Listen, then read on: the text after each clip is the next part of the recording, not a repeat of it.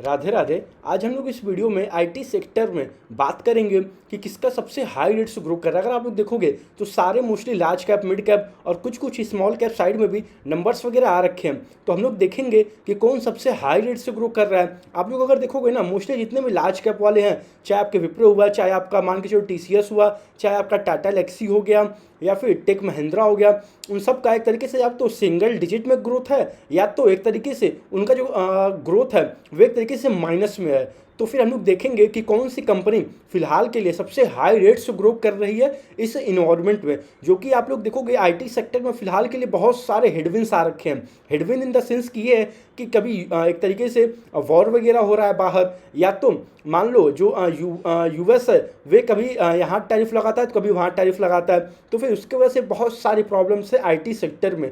और आप लोग देखोगे मोस्टली जितने भी आईटी कंपनी है वे सारे के सारे निर्भर हैं बाहर के मतलब बाहर के देशों पे, क्योंकि एक तरीके से उनका सारा रेवेन्यू 80, मान के चलो किसी का 80%, किसी का 90%, किसी किसी का 100% तक ओवरऑल रेवेन्यू एक तरीके से मान के चलो बाहर के देशों से ही आता है। तो चलिए हम लोग पूरा बात करेंगे डिटेल में। ध्यान रखिएगा ये वीडियो कोई भी बाई और सेल रिकमेंडेशन बिल्कुल भी नहीं है, ये बस एक वीडियो एजुकेशनल पर्पज के लिए ही है। आप लोग अपना रिसर्च वगैरह प्लीज़ खुद कीजिएगा। तो चलिए अगर हम लोग देखें ना, तो सबसे पहले तो अगर टीसीएस देखेंगे कुछ मतलब ग्रोथ नहीं है। अगर आप लोग विप्रो देखोगे तो फिर 1-2% का हार्डली ग्रोथ है। फिर ऐसी बात करोगे आप लोग टेक महिंद्रा का, उसमें भी कुछ भी ग्रोथ का जी भी नहीं है। तो फिर आप लोग देखोगे इस इंडस्ट्री में दो कंपनी है, एक है आपका कोफोर्ज और एक कंपनी है परसिस्टेंट सिस्टम्स। यही तो कंपनी है फिलहाल के लिए मिड कैप में जो सबसे हाई रेट से ग्रो कर रही हैं। आप लोग देखोगे ना, ये दोनों कंपनी बहुत सारे स्मॉल कैप से भी हाई रेट से ग्रो कर रही हैं, और जो मतलब लार्ज कैप में है उनसे तो बहुत अच्छे मतलब परसेंटेज से ये लोग बीट कर रहे हैं। तो आप लोग देखोगे परसिस्टेंट का ओवरऑल एक इस बार के लिए 22-23% के अराउंड उन लोग का टॉप लाइन ग्रोथ आया है। और कोफोर्ज का अगर आप लोग देखेंगे ना तो उनका 31% के अराउंड टॉप लाइन ग्रोथ आया है। लेकिन यहाँ पे एक छोटा सा ट्रिक है। ट्रिक ये है कि इन दोनों कंपनियों का या फिर और भी जो भी आईटी वाले कंपनी हैं उन सबको इस बार Q2 FY26 में फॉरेक्स गेन वगैरह मिला है। ये फॉरेक्स गेन क्या होता है? ये मोस्टली ये होता है, जैसा आप लोग देखोगे यूएसडी टू एक तरीके से जो भी एक तरीके से आप लोग कंपेयर करोगे ना यूएसडी टू आईएनआर, वहाँ पे एक तरीके से बहुत समझ लो इस बार के Q2 में ऊपर चला गया है। यानी कि डॉलर और थोड़ा स्ट्रांग हो गया है और थोड़ा जो हमारा इंडियन रुपीस है वे थोड़ा सा वीक हो गया है as compare to the USD के। तो आप लोग देखोगे इसी की वजह से इन लोग को और बेनिफिट मिला है। तो आप लोग अगर उस चीज़ को हटा के देखोगे, ये जितने भी फॉरेक्स गेन वगैरह हैं, तो आप लोग अगर उसको हटाओगे ना तो फिर आप लोग को मैं दिखा देता हूँ यहाँ पे सबसे पहले परसिस्टेंट का। तो आप लोग देख सकते हैं अगर उसको आप लोग हटाओगे तो फिर आप लोग का तब मान के चलिए 17.5% का Q2 FY26 में ईयर ऑन ईयर ग्रोथ आता है। तो आप लोग देखोगे अगर आप लोग बिना उस चीज़ को हटाए जो इन लोग का करेंसी ग्रोथ है, अगर आप लोग उसको बिना हटाए देखोगे तो फिर 23.5% का ग्रोथ आता है इस क्वार्टर में। तो लेकिन हम ये तो मान के चलो ये सब वन टाइम होते हैं, ये हमेशा हर एक क्वार्टर में नहीं होने वाला है। ये सब मान के चलो कभी काल साल भर में, 2 साल में, 5 साल में 1-2 बार हो जाता है तो हो जाता है। ये मतलब हमेशा ये मान के चलो ये चीज़ परमानेंट नहीं होती है चीज़ें। तो आप लोग अगर रियल ग्रोथ देखोगे तो फिर परसिस्टेंट का 17.5-18% का ग्रोथ है। और ऐसे ही कोफोर्ज का आप लोग यहाँ पर अगर आप लोगों को मैं दिखा दूँ तो फिर कोफोर्ज का जो भी 31% का ओवरऑल ग्रोथ दिख रहा है ना year on year Q2 FY26 में as compare to the last year के Q2 FY25 से, तो फिर उनका भी एक तरीके से मान के चलिए मोटा मोटी 26-27% के अराउंड ही ग्रोथ है उन लोगों का। तो फिर आप लोग देखोगे अब हम लोग बात करें गाइडेंस का कि इन दोनों कंपनी में सबसे हाई गाइडेंस किसका है। तो आप लोग देखोगे कोफोर्ज का उन्होंने बता रखा है अपने कॉन कॉल में वे लोग मिनिमम 30% से बड़े आराम से ग्रो कर लेंगे। और on the other hand persistent system का आप लोग देखोगे तो ये कंपनी बता रही है कि मान के चलिए हम लोग एक तरीके से 15 से 18% के बीच में हर एक क्वार्टर में आके एक तरीके से ईयर ऑन ईयर ग्रो करेंगे। तो आप लोग देखोगे एक तरीके से ये कंपनी जो कोफोर्ज है ये बता रही है कि 2 बिलियन यूएसडी में एक तरीके से जो 2 बिलियन डॉलर है, ये एक तरीके से ये कंपनी कोफोर्ज यानी कि 16,500 करोड़ के अराउंड ये लोग बिफोर द FY27 खत्म होने से पहले ही ये लोग अचीव कर लेंगे। और आप लोग अगर परसिस्टेंट का देखोगे तो परसिस्टेंट बता रही है कि हम लोग by the end of the FY27, यानी कि जब इनका पूरा FY27 खत्म होगा तब जाके ये लोग $2 बिलियन एक तरीके से USD में पूरा ओवरऑल रेवेन्यू ये लोग क्लॉक कर पाएंगे। तो अगर आप लोग उसको कन्वर्ट करोगे ना INR में तो फिर वे आता है 16,500 करोड़ के अराउंड आएगा फिलहाल के हिसाब से। तो फिर आप लोग तब देखोगे ना तो ये कंपनी एक तरीके से 15 से 18% के बीच में ग्रो करने वाली है और कोफोर्ज 30% के अराउंड ग्रो करने वाली है। और कंपनी का मैनेजमेंट का आप लोग अगर कॉन कॉल और इनके टीवी इंटरव्यू वगैरह देखोगे ना तो अभी कंपनी बता भी रही थी कि अगर हम लोग मान के चलो अगर उसके पहले थोड़ा और जल्दी नहीं अचीव कर पाए तो फिर एक तरीके से हमें बहुत दुख होगा। यानी कि ये कंपनी बहुत ज़्यादा एक तरीके से एग्रेसिव है। आप लोग देखोगे मिड एक तरीके से IT सेक्टर में जो भी मिड कैप में है उन सब में भी कोई ग्रोथ नहीं है, ना ही लार्ज कैप में ग्रोथ है, ना ही आपके जो स्मॉल कैप में साइड में है, चाहे आपका एक तरीके से मान के चलो लेटेंट व्यू हो गया या फिर और भी बहुत सारे कंपनीज वगैरह एक तरीके से के सॉल्व हो गया, एक स्मॉल कैप कंपनी है, इस सब में कुछ भी ग्रोथ नहीं है बिल्कुल भी एक तरीके से एज कंपेयर टू द जो ये लोग ग्रोथ दिखा रहे हैं फिलहाल के लिए। क्योंकि आप लोग देखोगे अगर हम लोग एक तरीके से फॉरेक्स गेन ले भी लें तो फिर तभी भी इन लोग का एक तरीके से ओवरऑल मान के चलिए इस क्वार्टर में Q2 FY26 में ईयर ऑन ईयर में एक तरीके से 31% का ग्रोथ हुआ है कोफोर्ज के लिए।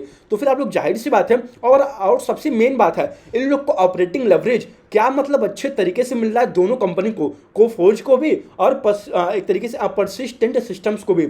एक तरीके से आप लोग देखोगे कोफोर्ज का जो पैट ग्रोथ हुआ है ना वे 80% के अराउंड हुआ है। और आप लोग अगर देखोगे परसिस्टेंट सिस्टम का तो फिर उनका पैट ग्रोथ जो है ना एक तरीके से 40% के अराउंड हुआ है। तो फिर आप लोग देखोगे एक तरीके से इन लोग का टॉप लाइन ग्रोथ भी 30% के अराउंड है कोफोर्ज का, और परसिस्टेंट का 21-22% का है। और अगर हम लोग ग्रोथ का बात करें ग्रोथ गाइडेंस का तो फिर उस साइड आप लोग देखोगे कोफोर्ज बता रही है हम लोग मिनिमम 30% बड़े आराम से ग्रो कर लेंगे आने वाले कुछ सालों के लिए, आने वाले कुछ क्वार्टर्स के लिए। और साथ में परसिस्टेंट भी बता रही है कि हम लोग एक तरीके से 18% के अराउंड बड़े आराम से ग्रो कर लेंगे। और इन लोग के बिट्टा मार्जिन अगर आप लोग देखोगे कोफोर्ज बता रही है कि एक तरीके से 14% मिनिमम ये लोग मान के चल रहे हैं कि इनका बिट्टा मार्जिन रहने वाला है इस बार के लिए। और परसिस्टेंट सिस्टम ने भी क्लियर बताया है कि वे लोग एक तरीके से मान के चलिए इस बार FY26 में भी उनका 1% से इनका बिट्टा मार्जिन ऊपर जाएगा और FY27 में भी परसिस्टेंट के लिए 1 से 1.5% उन लोग का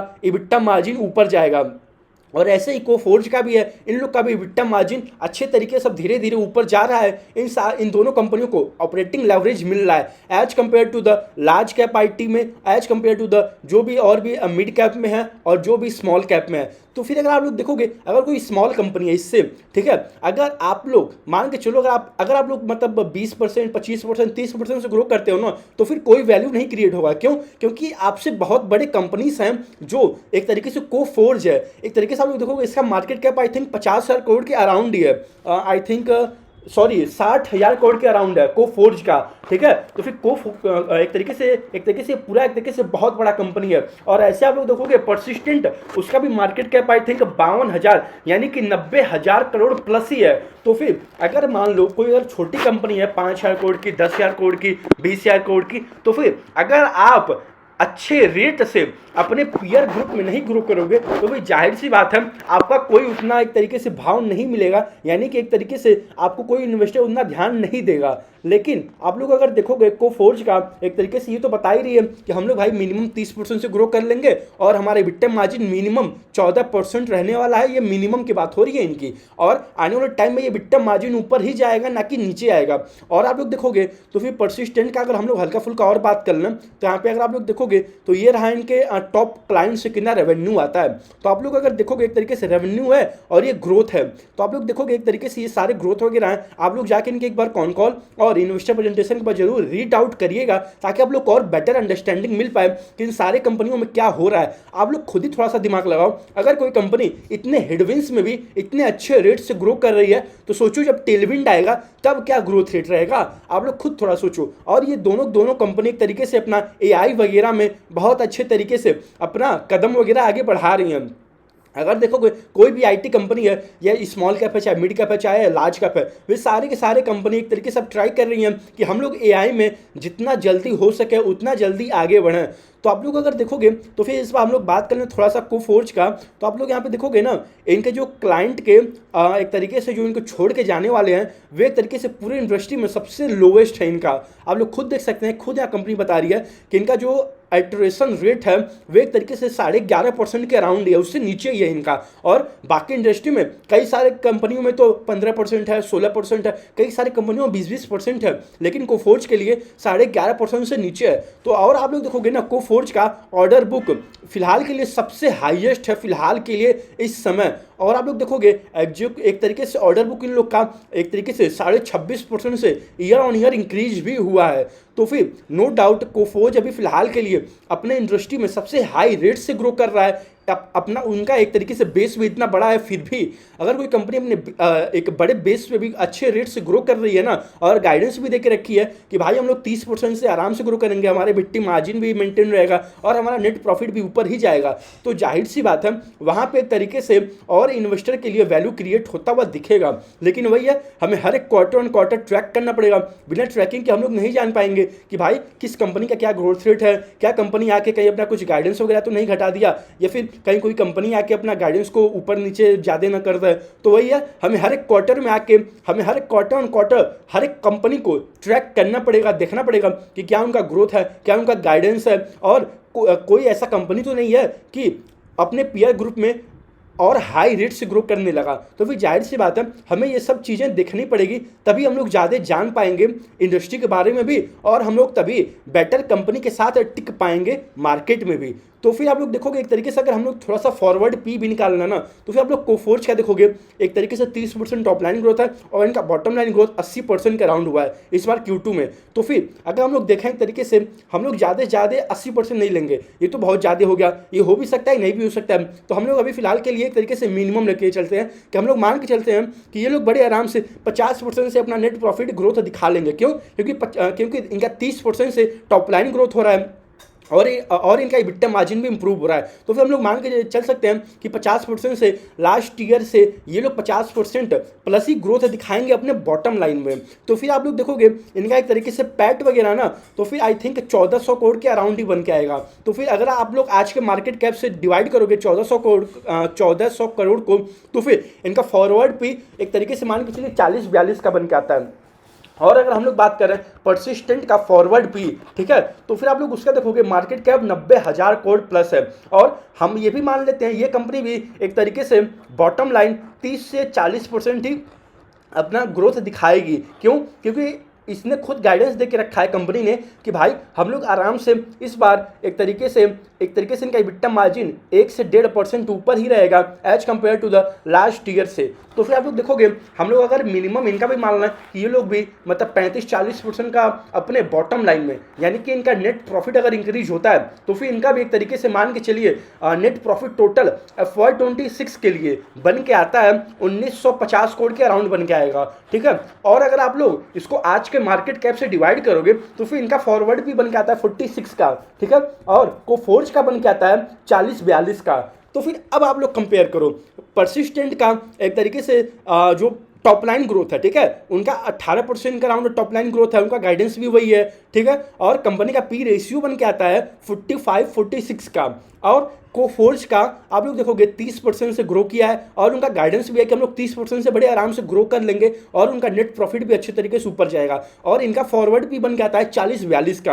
अब आप लोग खुद समझदार हैं, मुझको ज़्यादा बोलने की जरूरत भी नहीं है आई थिंक, और आप लोग अब खुद जान गए होंगे कि किसका ज़्यादा अट्रैक्टिव डील बन रहा है मार्केट में। तो फिर मैं इसीलिए कहता हूँ आप लोग हर एक कंपनी को ट्रैक करते रहो, क्या पता आने वाले टाइम में कोफोर्ज से अच्छे रेट से ग्रो करने वाला क्या पता कोई कंपनी मिल जाए उससे, और उसका पी रेशियो और क्या पता लोअर मिल जाए हमें किसी और कंपनी में। तो वही है, हमें ट्रैक करना पड़ेगा, हमें हर एक क्वार्टर में देखना पड़ेगा, क्योंकि हम लोग बिना ट्रैकिंग के नहीं जान पाएंगे कि किस कंपनी का क्या ग्रोथ रेट है और कौन सी कंपनी अपने पीयर ग्रुप में हाई रेट से ग्रो कर रही है।